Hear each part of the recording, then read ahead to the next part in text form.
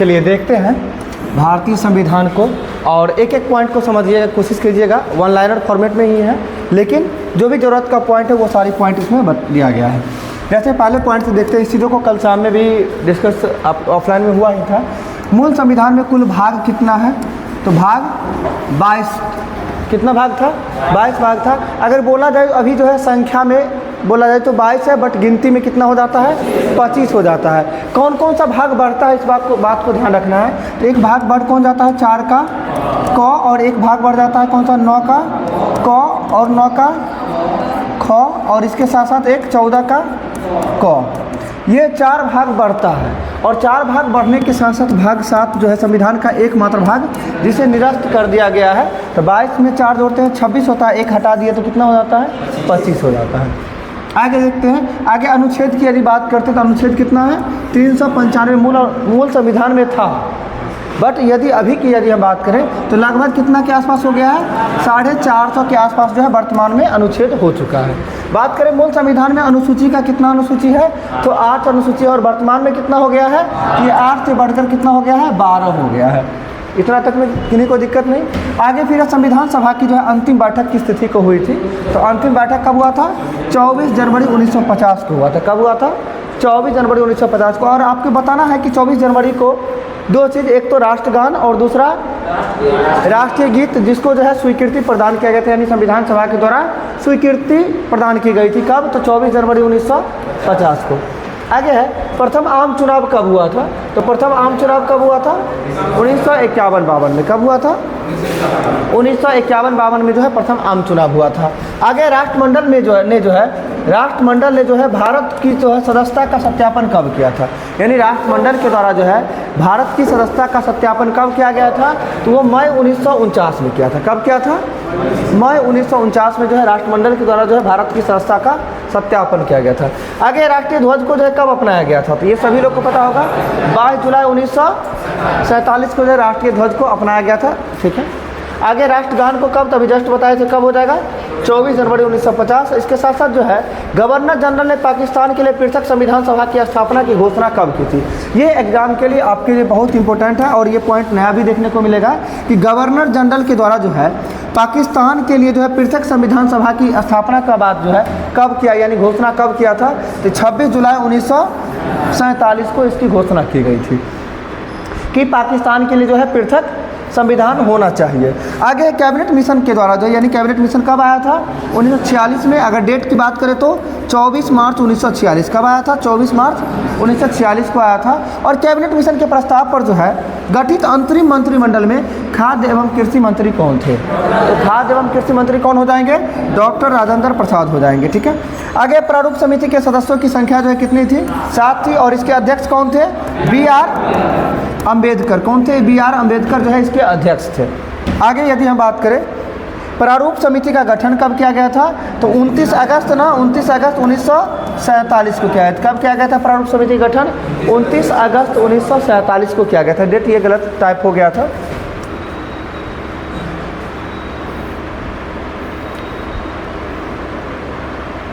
चलिए अगला जो प्रश्न दिख रहा होगा, बहुत इंपॉर्टेंट प्रश्न है ये। द इंडियन कॉन्स्टिट्यूशन पुस्तक के लेखक कौन है? द इंडियन कॉन्स्टिट्यूशन पुस्तक के लेखक कौन हो जाएंगे? ग्रैनविल ऑस्टिन हो जाएंगे। कौन होंगे? Granville Austin. शॉर्ट में कहीं कहीं देखने को आपको ये भी मिलता होगा, G. ऑस्टिन। ग्रैनविल ऑस्टिन के द्वारा द इंडियन कॉन्स्टिट्यूशन पुस्तक को लिखा गया था। आगे भारतीय संविधान पर जो है हस्ताक्षर करने वाली पहली महिला कौन थी?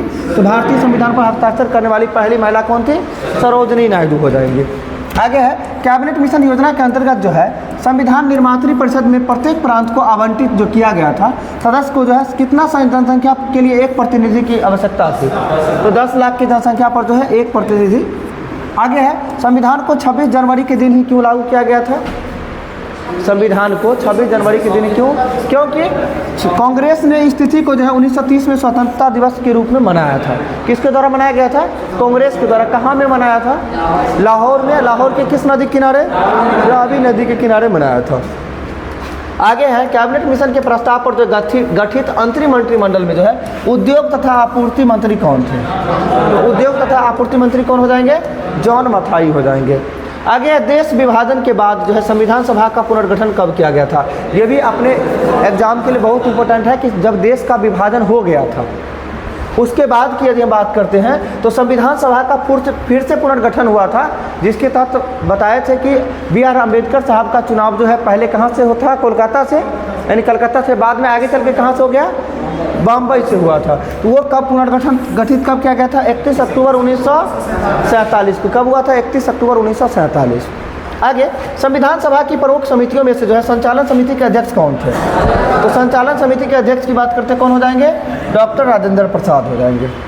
आगे है भारतीय संविधान को जो है बनाने हेतु जो है भारतीय संविधान सभा के कुल कितने अधिवेशन आयोजित किए गए थे। तो कुल कितना अधिवेशन, 12 अधिवेशन आयोजित किए गए थे, यानी बुलाए गए थे। कहीं कहीं 11 भी देता है, कहीं कहीं 11 भी देता है, ठीक है। 12 अधिवेशन जो है आयोजित किए गए थे।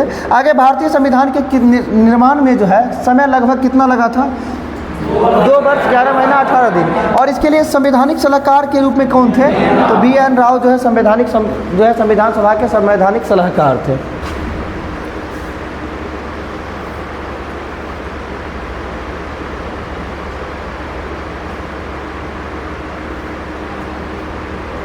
आगे प्रांतीय संविधान समिति के अध्यक्ष कौन थे, तो आपको पता है प्रांतों को मिलाने का काम किनके द्वारा किया गया था, सरदार वल्लभ भाई पटेल, और इनके एक सहयोगी का नाम बताना है, B.P. मेनन। ये कौन थे, B.P. मेनन। इन दोनों के द्वारा जो है प्रांतों को एक करने का काम किया गया था। तो प्रांतीय संविधान समिति के अध्यक्ष कौन हो जाएंगे, सरदार वल्लभ भाई पटेल। आगे मौलिक अधिकार उप समिति के अध्यक्ष कौन थे, J.B. कृपलानी हो जाएंगे। कौन, J.B. कृपलानी। आगे संविधान के जो सदस्यों में, जो सभा के सदस्यों में अनुसूचित जनजाति के सदस्यों की संख्या कितनी थी, यानी अनुसूचित जनजाति के सदस्यों की संख्या कितना था, 33 हो जाएगा। आगे संविधान सभा में जो है महिला सदस्यों की संख्या कितनी थी, 15। कितनी महिला थी, 15। आगे बताना है उद्देश्य प्रस्ताव की स्वीकृति कब हुई थी। तो उद्देश्य प्रस्ताव की स्वीकृति कब हुआ था, 22 जनवरी 1947। और उद्देश्य प्रस्ताव को कब संविधान सभा में लाया गया था, 13 दिसंबर 1947 ना, सॉरी 46 हो जाएगा। 13 दिसंबर 1946 को जो है उद्देश्य प्रस्ताव को जो है प्रस्तुत किया गया था। किनके द्वारा प्रस्तुत किया गया था, J.L. नेहरू के द्वारा जो है उद्देश्य प्रस्ताव को जो है प्रस्तुत किया गया था। और इसकी स्वीकृति कब मिली थी, 22 जनवरी 1947। आगे है भारतीय संविधान को संविधान सभा द्वारा अंगीकृत किया गया कब, तो 26 नवंबर 1949। आगे भारतीय संविधान को लागू करने के बाद तो 26 जनवरी 1950।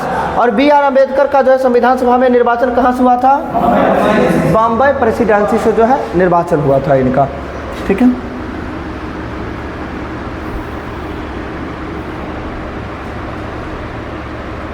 आगे है किस व्यक्ति के द्वारा जो है ये कहा गया था कि संविधान सभा में जो है वयस्क मताधिकार को जो है 15 वर्ष के लिए स्थगित करने की बात की गई थी। ये किनके द्वारा, मौलाना अबुल कलाम आज़ाद के द्वारा जो है ये बात कहा गया था कि संविधान सभा में जो है वयस्क मताधिकार को कितने वर्ष के लिए स्थगित कर दी जाए, 15 वर्ष के लिए।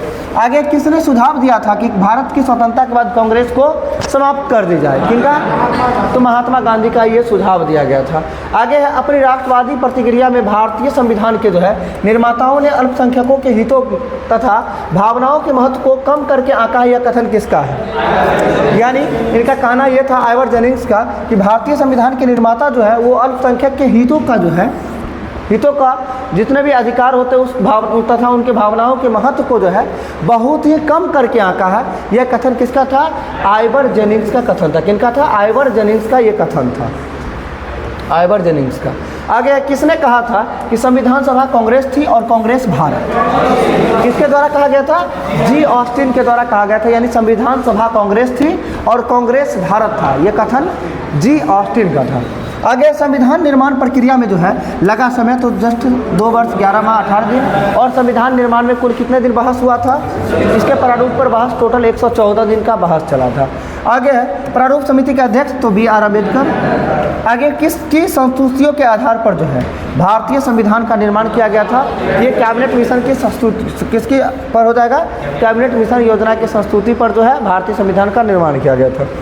आगे संविधान सभा का गठन कब किया गया था, तो जुलाई 1946 को। कब किया गया था, जुलाई 1946 को जो है भारतीय संविधान सभा का गठन किया गया था।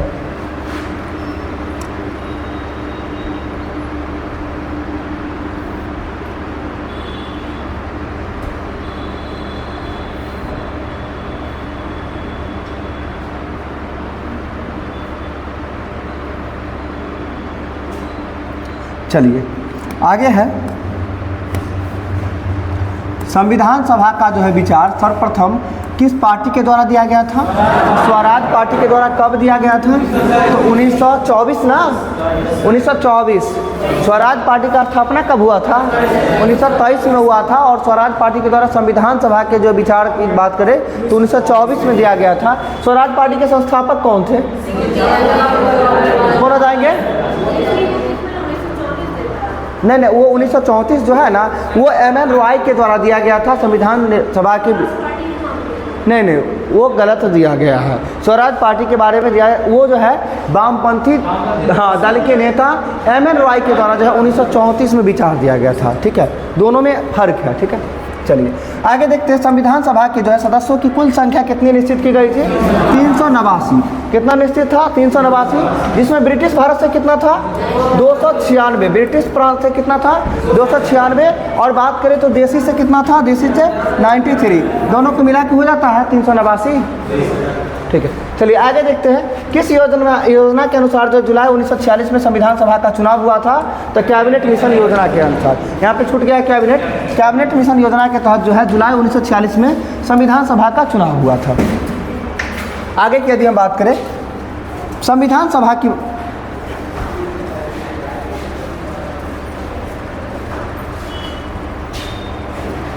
संविधान सभा का प्रथम बैठक कब हुआ था? तो प्रथम बैठक की बात करते हैं 9 दिसंबर 1946। आगे आपको बताना है कि संविधान सभा की प्रथम बैठक में कुल कितने लोगों ने भाग लिया था। संविधान सभा के प्रथम बैठक में कुल कितने लोगों ने भाग लिया था? तो 211 लोगों ने भाग लिया था। कितना लिया था? 211। आपको आगे बताना है कि 211 लोगों में जो है कितनी महिलाएं थी। यानी संविधान सभा के पहले बैठक में 9 दिसंबर 1946 को कुल कितनी महिलाओं ने भाग लिया था? तो मात्र और मात्र 9 महिलाओं के द्वारा भागीदारी की गई थी। कितना? 9 दिसंबर 9 महिला, ध्यान रखना है। ठीक है, आगे देखते हैं। स्वतंत्रता के पूर्व के दिनों में जो है प्रारंभ में किसने संविधान निर्मात्री सभा का विचार प्रस्तुत किया था? इस बातों को ध्यान रखिएगा। तो स्वतंत्रता के पूर्व के दिनों में जो है प्रारंभ में किसने संविधान निर्मात्री सभा का विचार, किसने की बात करते हैं, पार्टी नहीं है कोई, किसने? तो वो व्यक्तिगत रूप से कौन हो जाएंगे? एम.एन. रॉय के द्वारा जो है विचार प्रस्तुत किया गया था। डिफाइन करके देता है कि उसके द्वारा विचार दिया गया था और इसके द्वारा मांग रखा गया। हाँ, तो वही चीज़ है। तो एम.एन. रॉय के द्वारा मांग रखा गया था, यानी विचार प्रस्तुत करने के बाद जो है कौन हो जाएंगे? एम.एन. रॉय हो जाएंगे। आगे संविधान निर्माण में जो है कैबिनेट मिशन के सदस्यों में भारत सचिव कौन थे? तो पैट्रिक लॉरेंस हो जाएंगे। यानी संविधान निर्माण की बात करते हैं, संविधान निर्माण में जो है कैबिनेट मिशन के कौन से सदस्य थे जो भारत के सचिव थे? वो थे पैट्रिक लॉरेंस। आगे 1946 में जो है निर्मित अंतरिम सरकार में जो है कार्यपालिका परिषद के उपसभापति कौन थे? तो कार्यपालिका के परिषद के उपसभापति जवाहरलाल नेहरू थे। बात करते हैं सभापति कौन हुआ करते थे? तो वायसराय। ध्यान रखना है, कहने का मतलब क्या है, कार्यपालिका परिषद के जो है उपसभापति किन्हें बनाया गया था? जवाहरलाल नेहरू को। और साथ साथ इनके जो है सभापति कौन हुआ करते थे? तो अगला प्रश्न वही है, कार्यपालिका परिषद का पदेन अध्यक्ष कौन हुआ करते हैं? तो वायसराय। कौन होते हैं? वायसराय। आगे है संविधान सभा की बात करते हैं। संविधान सभा की प्रथम बैठक कहाँ हुई थी? तो ये नई दिल्ली में, और नई दिल्ली के कौन सी जगह पे? काउंसिल चैम्बर हॉल में हुआ था। कहाँ? काउंसिल चैम्बर ये क्या था? पुस्तकालय था। आगे बताना है कि जो है संविधान सभा के अस्थायी अध्यक्ष कौन थे? डॉक्टर सच्चिदानंद सिन्हा। कौन थे? डॉक्टर सच्चिदानंद सिन्हा थे। सॉरी, अस्थायी है ना।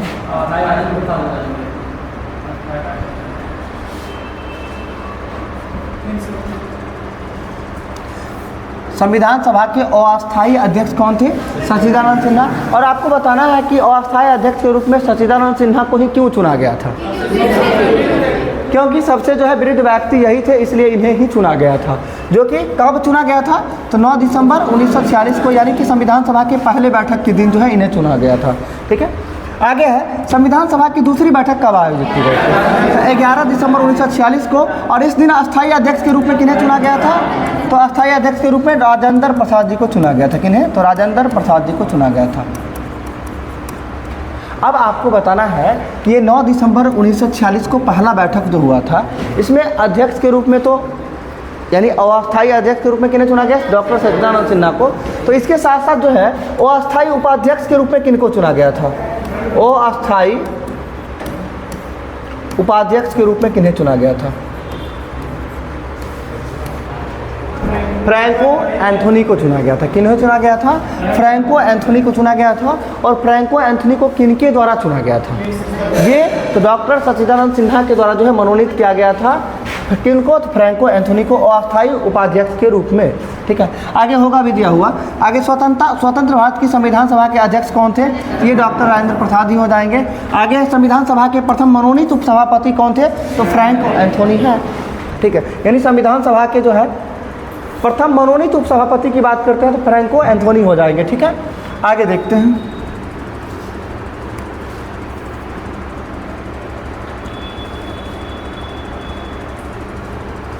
संविधान सभा के सम्मुख जो है, संविधान सभा के सम्मुख संविधान की प्रस्तावना का प्रस्ताव किसने रखा था? तो जवाहरलाल नेहरू के द्वारा रखा गया था। और ये प्रस्ताव जो है किनके द्वारा बनाया गया था? मोतीलाल नेहरू के द्वारा ही बनाया गया था। आगे संविधान सभा में उद्देश्य प्रस्ताव कब पारित किया गया था? उद्देश्य प्रस्ताव को पारित किया गया था, ये 19 नहीं होगा, 13 दिसंबर 1946 को पारित किया गया था, यानी 13 होगा 19 के जगह पे। किनके द्वारा? जवाहरलाल नेहरू के द्वारा। अब देखते हैं संविधान की अनुसूची। अनुसूची टोटल कितना पढ़े थे अभी? 12, और मूल संविधान में कितना था? 8 था। सभी को कोशिश करेंगे अभी का अभी याद करते चलना है। पहली अनुसूची की बात करते हैं तो सबसे पहले हम जहाँ रहते हैं उसकी चर्चा होना चाहिए ना। सबसे पहले हम जहाँ रहते हैं उसकी चर्चा होना चाहिए। तो उसकी चर्चा हम कहाँ रहते हैं? राज्य में, यानी राज्य और केंद्र शासित प्रदेश का उल्लेख जो है किसमें किया गया है? प्रथम अनुसूची में किया गया है। यानी प्रथम अनुसूची में किसका चर्चा किया गया है? राज्य एवं केंद्र शासित प्रदेश का। बात करते हैं अगर राज्य में आप रहते हैं तो राज्य में रहने के लिए आपको कुछ ना कुछ तो काम करना पड़ेगा ना। और काम करने की यदि बात करें तो उसके लिए कुछ ना कुछ पैसा मिलना चाहिए। तो पैसा मिलने की बात करें तो इसके लिए क्या होना चाहिए?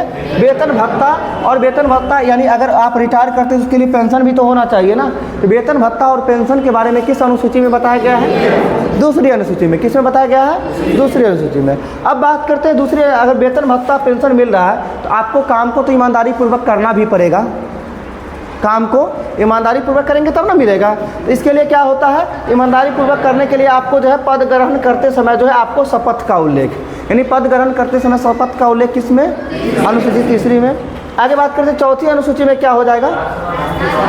तो चौथी अनुसूची में होता है राज्यसभा में प्रतिनिधित्व, यानी बोले तो राज्यसभा में सीटों का आवंटन, यानी राज्यसभा में सीटों का जो आवंटन यानी बंटवारा जो किया गया है, क्या भी अनुसूची के अकॉर्डिंग किया गया है? चौथी अनुसूची के अकॉर्डिंग किया गया है। आगे है 5वीं अनुसूची में। तो 5वीं अनुसूची में कुछ लोग ऐसे हैं, अनुसूचित जाति और अनुसूचित जनजाति के प्रशासन के बारे में बताया गया है। किसके बारे में? अनुसूचित जाति और जनजाति के प्रशासन के बारे में। क्या भी अनुसूची में? 5वीं में। आगे बताना है 6ठी अनुसूची में क्या है? तो 4 राज्य है पूर्वोत्तर भारत के। कितने राज्य? 4 राज्य, जिसको बात करते हैं AMTM। क्या हो जाएगा? AMTM, यानी क्या हो जाएगा? असम, मेघालय, त्रिपुरा, मिजोरम। ठीक है, असम, मेघालय, त्रिपुरा, मिजोरम की बात करते हैं। असम, मेघालय, त्रिपुरा, मिजोरम, इन चारों राज्यों के जो है प्रशासन के बारे में प्रावधान किया गया है। किस अनुसूची में? 6ठी अनुसूची में। आगे 7वीं यानी 7वीं अनुसूची में क्या हो जाएगा? तो केंद्र एवं राज्य के मध्य जो है शक्ति का बंटवारा, यानी केंद्र एवं राज्यों के मध्य जो है शक्ति का बंटवारा किस में?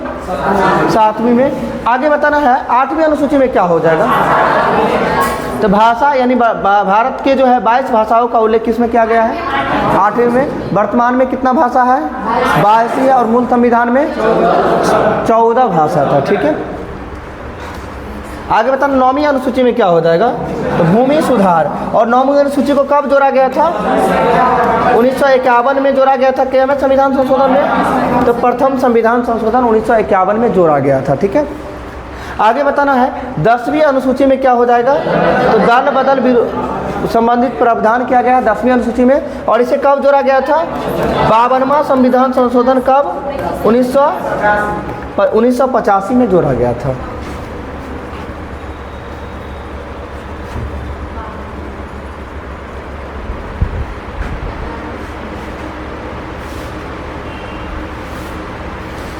ग्यारहवीं छूट गया है इसमें ना। अच्छा, 11वीं में क्या हो जाएगा बताइए? क्या हो जाएगा? 11वीं में पंचायती राज का उल्लेख किया गया। और इसे कब जोड़ा गया था 11वीं अनुसूची को? 1973 में, 93 में। 1993 देता है। 1993 में जोड़ा गया क्यावां संविधान संशोधन था ये? 73वां संविधान संशोधन था, 73वां संविधान संशोधन। और 12वीं अनुसूची की यदि हम बात करते हैं तो नगर निगम नगर पालिका, यानी नगर पालिका नगर निगम कब जोड़ा गया था इसे जो है 74वां संविधान संशोधन 1993 में ही जोड़ा गया था। अब बताना है कि 12वीं अनुसूची में कुल कितना विषय था? 18 विषय 12वीं अनुसूची में था। और 11वीं अनुसूची में कितना विषय था? 29 विषय जो है 11वीं अनुसूची में था। अब अनुच्छेद यानी भाग को देखते हैं, संविधान में टोटल भाग जो है उन भाग को और उसके साथ साथ अनुच्छेद को भी, ठीक है।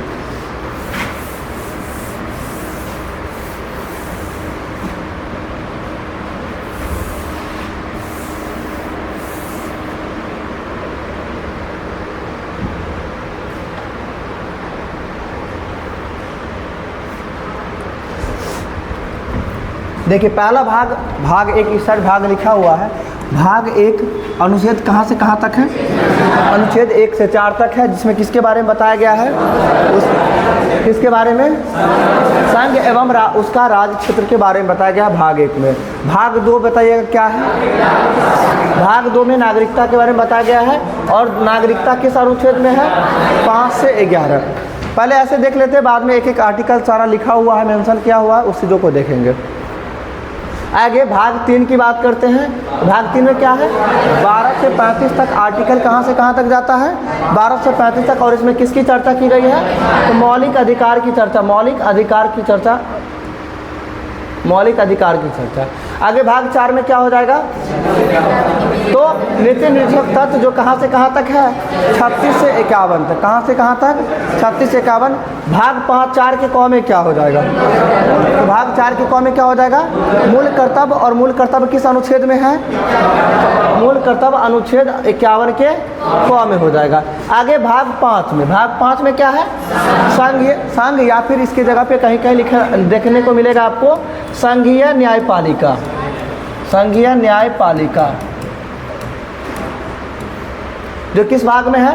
भाग 5 में। और आर्टिकल कहाँ से कहाँ तक है? 52 से 151 तक। अब बताना है आपको संविधान का सबसे बड़ा भाग कौन सा है? तो भाग 5 है, क्योंकि देखिए सबसे अधिक अनुच्छेद नहीं दिख रहा है इसमें। 52 से लेके 151 तक जा रहा है, यानी लगभग कितना आर्टिकल हो गया? लगभग नहीं, 100 अनुच्छेद 100 है। अगला भाग की बात करते हैं, भाग क्या है? 6 है। और भाग 6 में किसके बारे में चर्चा की गई है? राज्य के बारे में। और आर्टिकल कहाँ से कहाँ तक है ये? 152 से लेके 237 तक हो जाएगा। आगे है भाग 7। और भाग 7 कहाँ से? आर्टिकल 238 के तहत है। और इसमें भाग 7 में क्या था? पहली अनुसूची के भाग ख के विषय। तो इस भाग को जो है क्या किया गया है? निरस्त कर दिया गया, यानी संविधान से हटा दिया गया है। आगे है भाग 8। और भाग 8 में क्या है? संघ राज्य क्षेत्र। यानी कहने का मतलब क्या है कि भाग 5 में आपने देखा संघ के बारे में, भाग 6 में देखा राज्य के बारे में, और भाग 7 है ही नहीं, तो भाग 8 में तो होना चाहिए ना संघ और राज्य को एक साथ। तो संघ राज्य क्षेत्र किस में हो जाएगा? भाग 8 में। अब बात करते हैं भाग 9 में। भाग 9 की बात करते हैं। भाग 9 में क्या है? पंचायतें। और भाग 9 के क में क्या हो जाएगा? नगर पालिकाएँ। और भाग 9 के ख में क्या? सहकारी समितियाँ। यानी भाग 9 पहले से था ही, बाद में 9 क और ख जोड़ा गया, जिसके तहत 9 के क में किसको दिया गया? पंचायत को। और ख में किसको दिया गया? सहकारी समितियाँ को। आगे देखते हैं आर्टिकल भाग 10 में। और भाग 10 में क्या हो जाएगा? तो अनुसूचित जाति जनजाति क्षेत्र है ना, अनुसूचित जाति जनजाति क्षेत्र के बारे में किसमें है? भाग 10 में। अगला भाग है 11। तो भाग 11 जो है ये बहुत इंपॉर्टेंट है। संघ एवं राज्य क्षेत्र के बीच जो है संबंध, यानी केंद्र राज्य संबंध किस भाग में है? 11 में। देखिए इससे 4 अनुच्छेद जो है, 4 भाग जो है बहुत इंपॉर्टेंट है। पहला भाग 5 क्या है इसमें? संघ। भाग 6 राज्य, 7 तो है नहीं, भाग 8 संघ राज्य क्षेत्र। यदि इसके बाद यदि बात करें भाग 11 में क्या हो जाएगा? संघ केंद्र राज्य संबंध हो जाएगा। कहने का मतलब क्या है? संघ राज्य, फिर संघ राज्य क्षेत्र, और उसके साथ क्या हो जाएगा? केंद्र राज्य संबंध हो जाएगा भाग 11। भाग 12 में बताना है क्या है? तो बीज संपत्ति संविदाएं जो कि किस आर्टिकल से है? तो आर्टिकल 264 से लेकर 300 के क तक है। और आपसे कई बार हम क्वेश्चन ये पूछते थे कि संविधान के किस भाग में संपत्ति के अधिकार को मौलिक अधिकार से हटाकर कानूनी अधिकार कर दिया? तो भाग की बात करें तो भाग 12 आपको दिख रहा होगा यहाँ पे आर्टिकल 300 का क में क्या है? संपत्ति के अधिकार को मौलिक अधिकार के तहत कानूनी अधिकार के अंतर्गत रखा गया है। अगला है भाग 13, और जो कि भाग 13 के अंतर्गत क्या है कि भारत के जो है राज्य क्षेत्र के भीतर जो है व्यापार वाणिज्य एवं समागम, यानी व्यापार वाणिज्य के बारे में किसमें दिया गया है? भाग 13 में। और भाग 13 की बात करते हैं आर्टिकल 301 से लेके 307 तक है।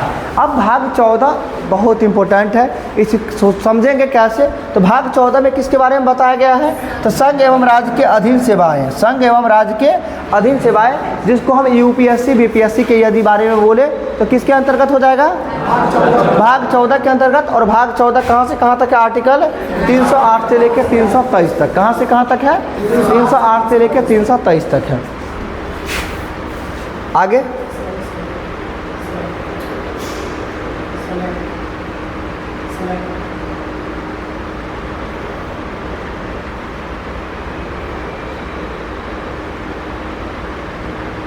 और 14 के क में क्या हो जाएगा? अधिकरण। 14 के क ये भी बात का भाग है। 14 क जो क्या है? अधिकरण है। आगे भाग 15 आपके लिए ये इम्पोर्टेंट है। भाग 15, ठीक है। तो भाग 15 में क्या है? निर्वाचन। और निर्वाचन कहाँ से कहाँ तक है? आर्टिकल 324 से लेके 329 तक है। कहाँ से कहाँ तक? 324 से 29 तक। अगला भाग हो जाता है कौन सा? 16। और भाग 16 में किसके बारे में बताया? तो भाग 16 में किसके बारे में बताया गया है? तो कुछ वर्गों के संबंध में विशेष विषय उपबंध दिया गया है। किसके तहत? भाग 16 के तहत। और जो कि आर्टिकल 330 से लेकर 342 तक है। आप जो 330 आर्टिकल में सभी लोग पढ़ते होंगे कि लोकसभा, आगे फिर विधानसभा के बारे में 330, 31, 32 है ना, 33 तक है ना, 330, 31, 32, 33, ये 4 आर्टिकल के बारे में सभी लोग पढ़े। सबसे ज़्यादा पूछा जाने वाला ये क्वेश्चन है कि लोकसभा में जो है आंग्ल भारतीयों की जो है यानी मनोनयन जो था वो किस आर्टिकल के तहत था? 330 के तहत ना। और 331 के तहत क्या था? 330 में जो है लोकसभा में रिजर्वेशन जो है, रिजर्वेशन यानी कि 330 SC ST का रिजर्वेशन 330। और 31 में हो जाता है लोकसभा में एंग्लो इंडियन। फिर आगे विधानसभा में आरक्षण 32 में, और 33 में फिर हो जाता है विधानसभा में एंग्लो इंडियन, ठीक है। विधानसभा, ठीक तो है, विधानसभा में ही ना, राज्यसभा नहीं होगा। आगे है भाग 17। और भाग 17 में क्या है? भाग 17 में राजभाषा के बारे में बताया गया है, जो आर्टिकल 343 से लेके 351 तक है, ठीक है। आगे भाग 18। भाग 18 कहाँ से कहाँ तक? अनुच्छेद 352 से लेकर 360 तक। और भाग 18 में क्या है? आपात उपबंध है। आगे भाग 19 जो कि प्रकीर्णन के बारे में बताया गया, जो अनुच्छेद 361 से लेकर 67 तक है। भाग 20 ये आपके लिए इम्पोर्टेंट है। क्या है इसमें? भाग 20 में संविधान संशोधन, ठीक है। भाग 20 में क्या हो जाएगा? संविधान संशोधन, जो किस अनुच्छेद में है? अनुच्छेद 368 में है। अगला भाग 21। और अगला भाग 21 में क्या है? तो अस्थायी संक्रमणकालीन विशेष उपबंध। अब इस बातों को समझना है थोड़ा सा कि संविधान के अंतर्गत जो है विशेष राज्य का दर्जा जो राज्यों को दिया गया है वो किस भाग के अंतर्गत दिया गया है? सोचिएगा, ये भाषा पे आधारित है कि संविधान के किस भाग के अकॉर्डिंग जो है राज्यों को विशेष राज्य का दर्जा प्रदान किया जाता है। किस भाग के अंतर्गत? भाग 21 के अंतर्गत ही आता है। किसके? भाग 21 के अंतर्गत। अब भाग 21 में बताइएगा, यानी विशेष राज्य का दर्जा जो है किस आर्टिकल के अंतर्गत है? आर्टिकल 371 के अंतर्गत है। उसी में क ख ग घ में जाता है, ठीक है। आगे है भाग 22। और भाग 22 में क्या हो जाएगा? तो संक्षिप्त नाम तथा प्रारंभ में हिंदी एवं हिंदी पाठकृत पाठ एवं निरसन जो है वो भाग 22 में है, जो कि अनुच्छेद 393 से लेकर 395 तक है। 22 भाग में आपको ज़रूरी नहीं है कि सबका सब याद रखना है। कुछ भाग है जिसको याद रखना है, उसको एक बार बोलते हैं, रिकॉल करवाते हैं। भाग पहला किसके बारे में बताया गया? भाग पहला में केंद्र राज्य के बारे में बताया गया, भाग पहला। भाग दूसरा की बात करते हैं, क्या है? भाग दूसरा नागरिकता। भाग 3 में क्या हो जाएगा? मौलिक अधिकार। भाग 4 में नीति तत्व। भाग 4 का क में मौलिक कर्तव्य। भाग 5 में संघ और भाग 6 राज्य, भाग 7 तो है ही नहीं, ठीक है। भाग 8 संघ राज्य क्षेत्र, भाग 9 पंचायत और 9 का क में नगर पालिका नगर निगम और भाग 9 का ख में सहकारी समितियां, भाग 10 में अनुसूचित जाति जनजाति के प्रशासन के बारे में बताया गया, अनुसूचित जाति जनजाति के बारे में बताया गया किसमें, भाग 10 में। भाग 11 केंद्र राज्य संबंध हो जाता है, भाग 12 तो वित्त संपत्ति संविदाएं, ठीक है। भाग 14 एक ही बार, ठीक है। तो भाग 14 में क्या है, केंद्र एवं राज्य के अधीन सेवाएं, क्या है, केंद्र एवं राज्य के अधीन सेवाएं जो है किस भाग में है, 14 में। फिर अगला भाग 15 आपका इम्पोर्टेंट है, निर्वाचन। भाग 17 आपका इम्पोर्टेंट है, राजभाषा। भाग 18 आपका इम्पोर्टेंट है, आपात उपबंध। और भाग 20 आपका इम्पोर्टेंट है, संविधान संशोधन। और एक और ले लीजिएगा 21 के तहत क्या है, राज्यों को विशेष राज्य का दर्जा जो प्रदान किया जाता है वो भाग 21 के अंतर्गत हो जाएगा, ठीक है। प्रकीर्ण की यदि बारे में बात करें हम, प्रकीर्ण भाग 19 के अंतर्गत है।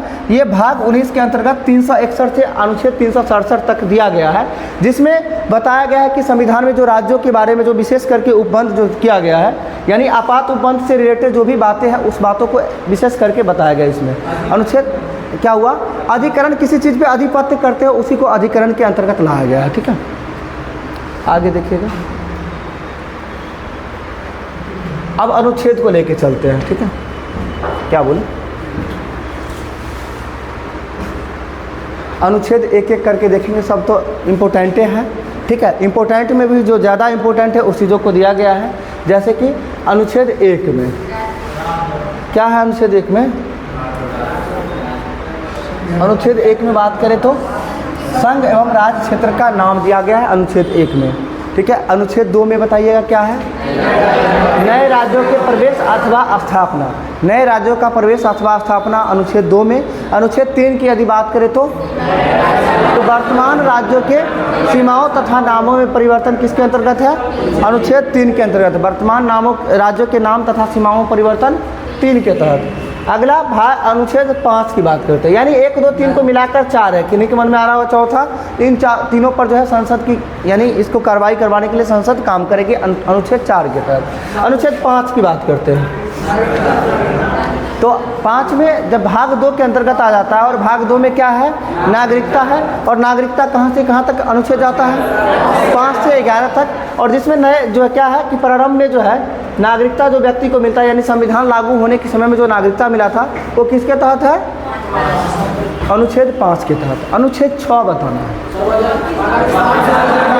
पाकिस्तान से आने वाला, हम इसको बहुत आसान शब्द, अनुच्छेद 6 और अनुच्छेद 7 में कन्फ्यूजन होता है कि पहले पाकिस्तान से आने वाला होगा कि यहाँ से पाकिस्तान जाने वाला होगा। तो ये जान लीजिए कि पाकिस्तान से आने वाले को 6 के तहत और जाने वाले को 7। कहने का मतलब पहले आप हमारे यहाँ आइए फिर आपके यहाँ चलेंगे, कहने का मतलब अनुच्छेद 6 में आना और 7 में जाना। आगे बात करते हैं आर्टिकल 9, और आर्टिकल 9 में क्या है, तो अगर किसी दूसरे देश की नागरिकता यदि आप ग्रहण करते हैं तो आपकी नागरिकता स्वतः समाप्त हो जाएगी, यानी नहीं रहेगी। 9 मतलब नहीं रहेगा। तो आर्टिकल 9 के तहत क्या है, विदेशी नागरिकता प्राप्त करने पर देशी नागरिकता स्वतः समाप्त हो जाएगी, अनुच्छेद 9 में कहा गया है। आगे अनुच्छेद 10 की बात करते हैं, तो अनुच्छेद 10 में क्या है, नागरिकता संबंधी अधिकारों की जो है निरंतरता, यानी कहने का मतलब आपकी नागरिकता जो है वो सदैव बना रहे। निरंतरता का मतलब क्या होता है, कंटिन्यू, यानी कंटिन्यू बना रहे, वो आर्टिकल 10 के तहत है। यानी अगर आपकी नागरिकता अगर बिना किसी कारणवश का जो है आपकी नागरिकता को समाप्त नहीं किया जा सकता है। आगे आर्टिकल 13 को देखते हैं। अब आर्टिकल 13 से पहले हम देख लेते हैं आर्टिकल 13 आते हैं तो यह किस भाग में चला जाता है और किसके बारे में हम अध्ययन करेंगे इसमें। तो भाग अनुच्छेद 13 जो आता है किस भाग के अंतर्गत, मौलिक अधिकार के अंतर्गत आता है। और मौलिक अधिकार किस भाग में है, भाग 3 में है। और भाग 3 में मौलिक अधिकार आता है। और मौलिक अधिकार के तहत जो है अनुच्छेद 12 में राज्यों की परिभाषा दी गई है। यानी अनुच्छेद 12 में क्या है, राज्यों की परिभाषा, राज्यों की परिभाषा है किसमें, अनुच्छेद 12 में। और अनुच्छेद 12 के साथ साथ जो है आर्टिकल 13 की यदि हम बात करें तो आपको जो मौलिक अधिकार मिला है, ये मौलिक अधिकारों को कम करने की विधि बताया गया। यानी मौलिक अधिकार को समाप्त नहीं कर सकते हैं, उसको कुछ स्थिति में कम किया जा सकता है। यानी मौलिक अधिकारों को अल्पीकरण करने वाली विधि किस अनुच्छेद में है, अनुच्छेद 13 में है। अनुच्छेद 14 की बात करते हैं तो अनुच्छेद 14 में क्या हो जाएगा, तो विधि के समक्ष समानता समता, यानी विधि के समक्ष समता और विधि के समक्ष जो है क्या है, संरक्षण, दोनों किस में है, अनुच्छेद 14 में है। अगर विधि के समक्ष समता की बात करते हैं, किस देश के संविधान से लिया गया है, ये ब्रिटेन के संविधान से लिया गया। किसके संविधान से, ब्रिटेन। और विधि का समान संरक्षण किसके संविधान से लिया गया है, अमेरिका के संविधान से लिया गया है। आगे अनुच्छेद 15, अनुच्छेद 15 में क्या है, तो धर्म, मूल वंश, जाति या लिंग, जन्म स्थान के आधार जो है आदि के आधार पे भेदभाव प्रतिषेध किसके अंतर्गत है, 15 के तहत। 16 बताना है, यानी लोक नियोजन के विषय में जो है अवसर की समानता का अधिकार की बात करते हैं, किसके तहत है, 16 के तहत है। आगे अनुच्छेद 17, अस्पृश्यता का अंत हो जाएगा 17 के तहत। और कल एक क्वेश्चन बताए थे आप सभी को कि ज्योतिबा फुले के द्वारा किस संस्था का स्थापना किया गया था, सत्य शोधक समाज का। और सत्य शोधक समाज का स्थापना कब किया गया था, 1873 में किया गया था, 1873 में किया गया था। और सत्य शोधक समाज का मुख्य उद्देश्य क्या था, तो अस्पृश्यता का अंत करना था। इनका भी उद्देश्य क्या था, अस्पृश्यता को अंत करना था। इसलिए ध्यान रखना है कि अस्पृश्य ये जो है ज्योतिबा फुले किस आर्टिकल के आधार पर काम कर रहे थे, आर्टिकल 17 के आधार पर काम कर रहे थे।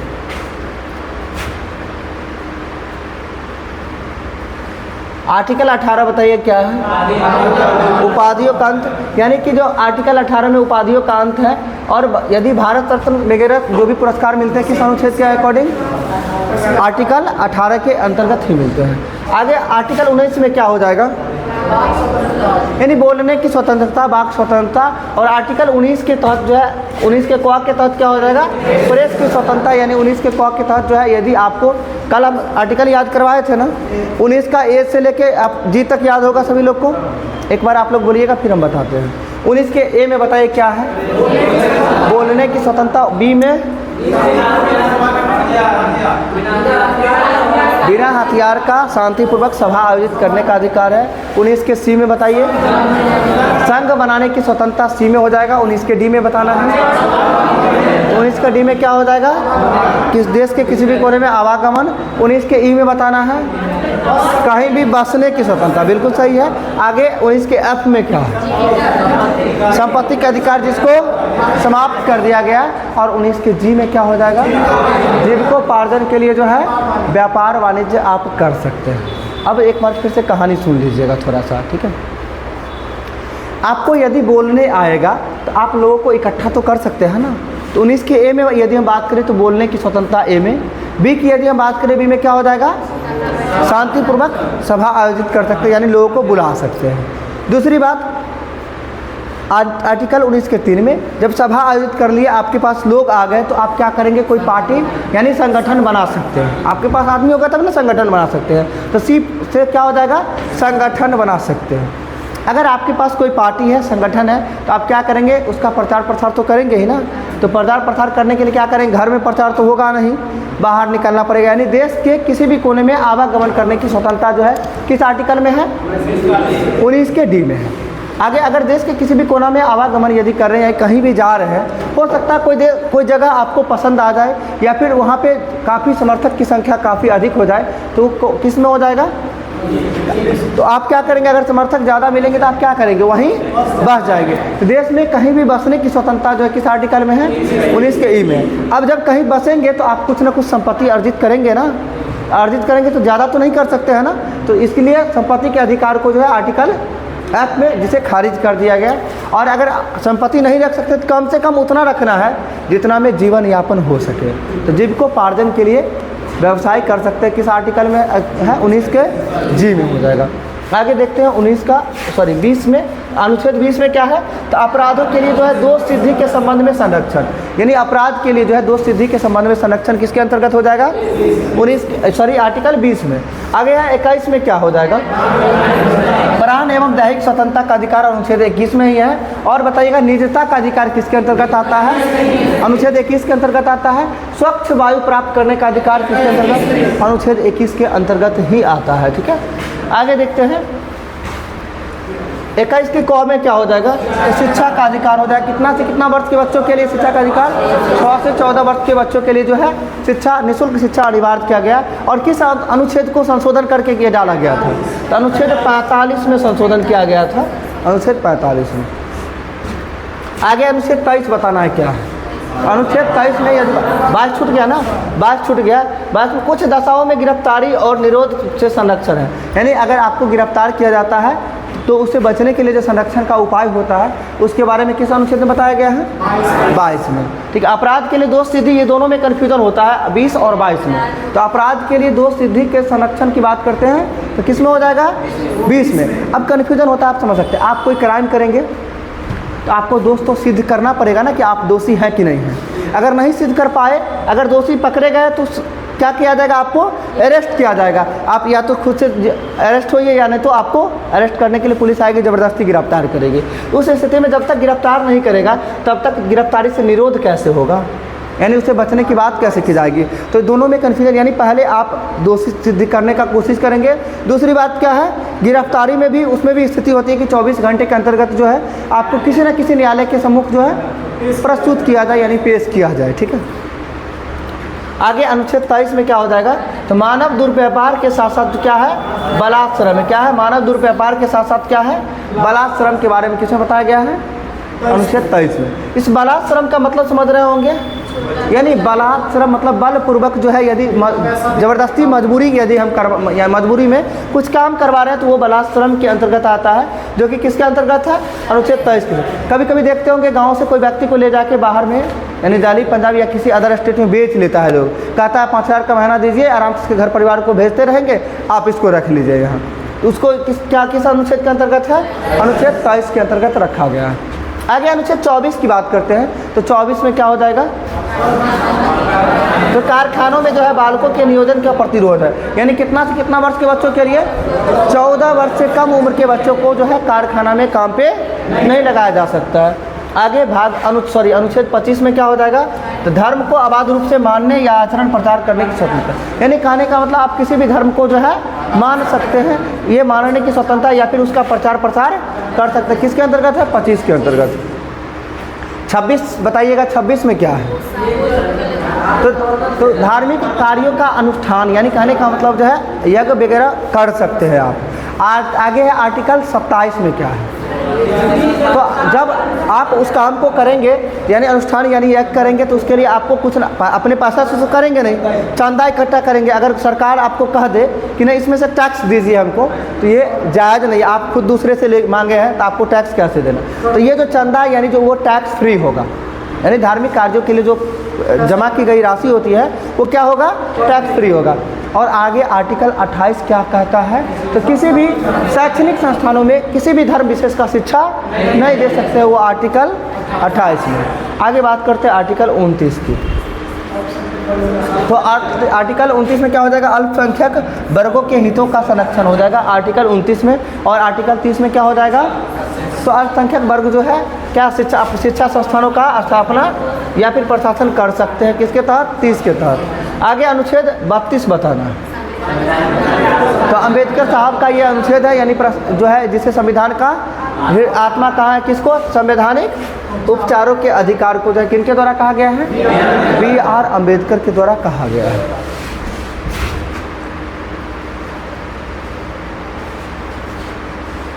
बत्तीस के बाद एक ही बार देखते हैं 38।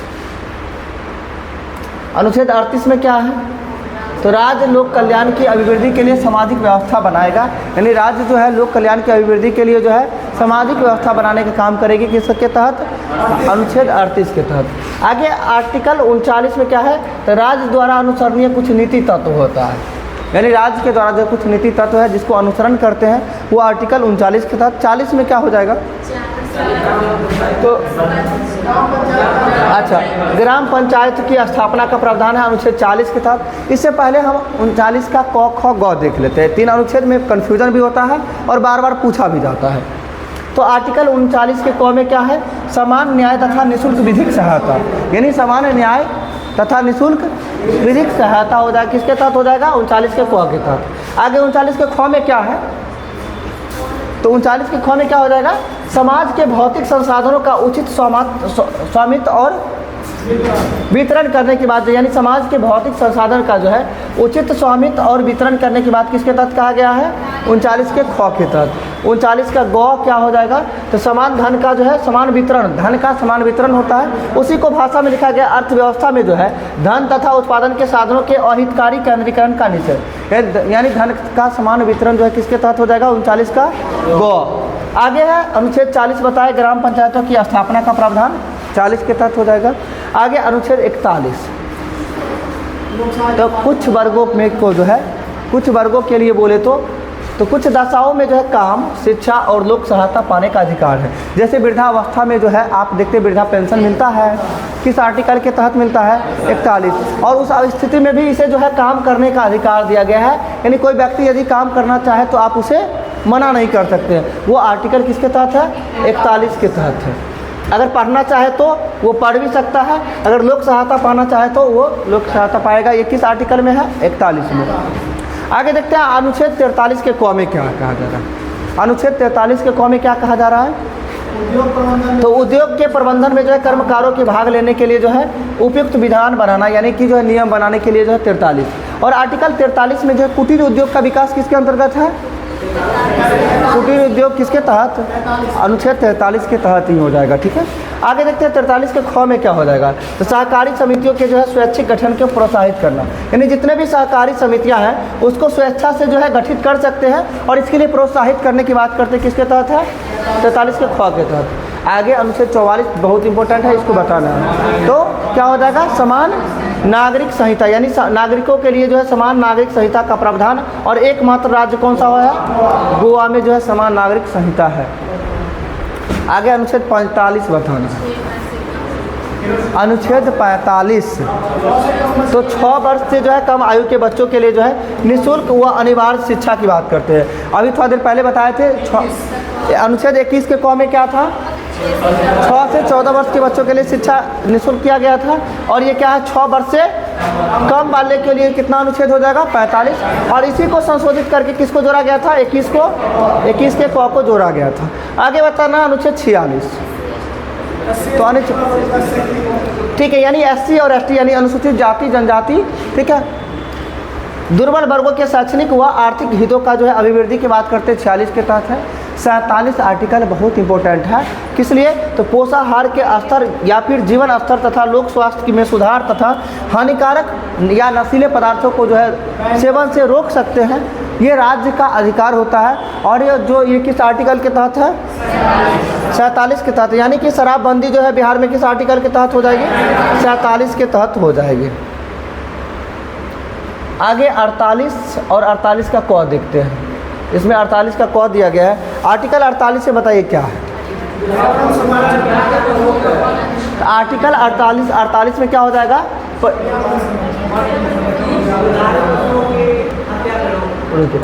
आर्टिकल 48 में जो पर्यावरण का संरक्षण देता है। और 48 के क में कृषि तथा पशुपालन है, उल्टा है। आर्टिकल 48 में क्या है? कृषि तथा पशुपालन। आर्टिकल कृषि पशुपालन किसके अंतर्गत है? 48 के तहत। और 48 के क में क्या हो जाएगा? पर्यावरण का संरक्षण। और ये बात यहाँ दिया गया है, पर्यावरण का संरक्षण, संवर्धन और वन तथा वन्य जीवों का आरक्षा, ये किसके तहत है? 48 के तहत। 49 बताना है।